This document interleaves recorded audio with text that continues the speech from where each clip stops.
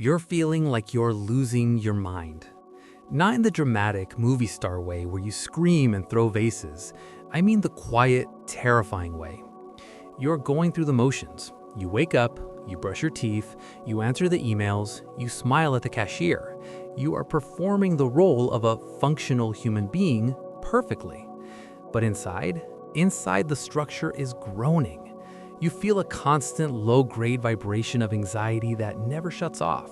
You feel a sudden violent revulsion for things you used to love. Your job feels like a prison. Your friends feel like strangers.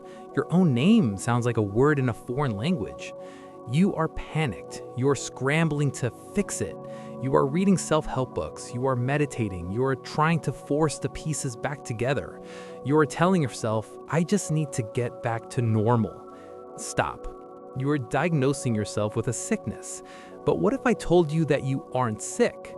What if I told you that this breakdown is the only thing going right in your life? You aren't falling apart because you're broken.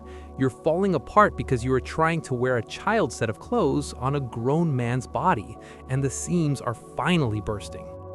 Let's look at the mechanics of the crash. In the mid-20th century, a Polish psychiatrist and psychologist named Kazimierz Dąbrowski looked at the human condition and realized something that terrified his peers. He realized that sanity, the way we usually define it, is actually a trap. He developed a framework called the Theory of Positive Disintegration.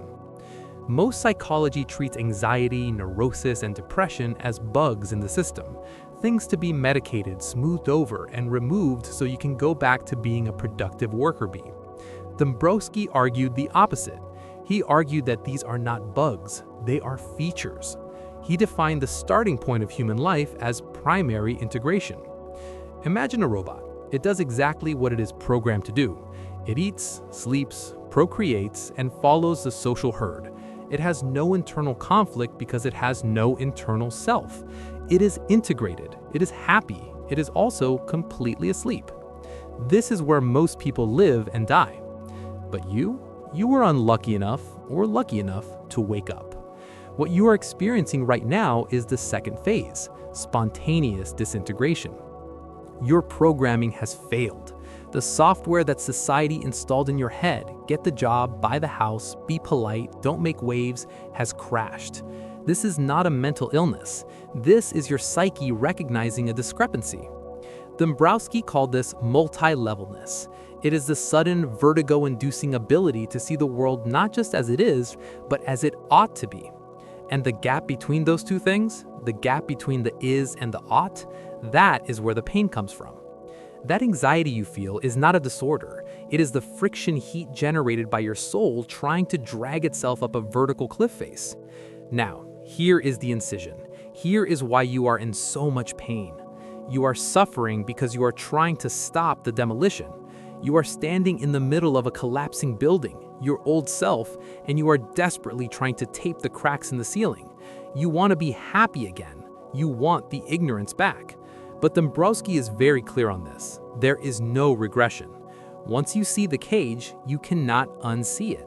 You cannot go back to being the robot. You cannot fit back inside the shell. The reason you feel like you are dying is that a part of you is dying.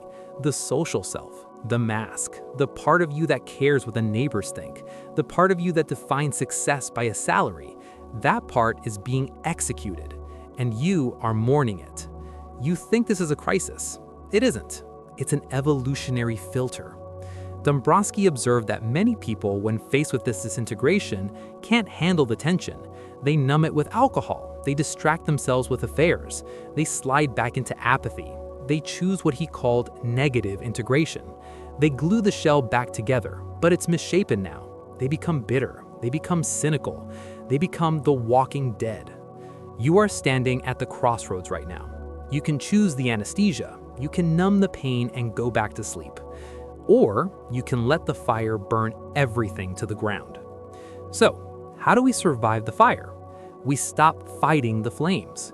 We move towards what Dąbrowski called secondary integration. This is the shift from passive suffering to active construction. You have to stop asking, how do I fix my anxiety? And start asking, what is my anxiety trying to destroy? If your job makes you sick, maybe the sickness is right. Maybe the job should be destroyed. If your relationship makes you feel small, maybe the relationship is the cage. Imagine you're a sculptor, but you're not working with clay. You are the marble, and the chisel is your pain. Every time you feel that neurosis, that guilt, that shame, that is the chisel striking the stone. It is chipping away the parts of you that are not you. This is the hierarchy of values. You have to decide consciously what matters. Not what your parents said matters, not what Instagram says matters, what you say matters.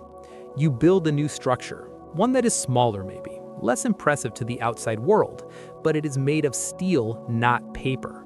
This is the only cure. You don't get over it, you get through it. You are terrified because you're holding on to the edge of the cliff, thinking that if you let go, you'll hit the bottom. But the secret is, there is no bottom. You aren't falling, you're floating. Let go.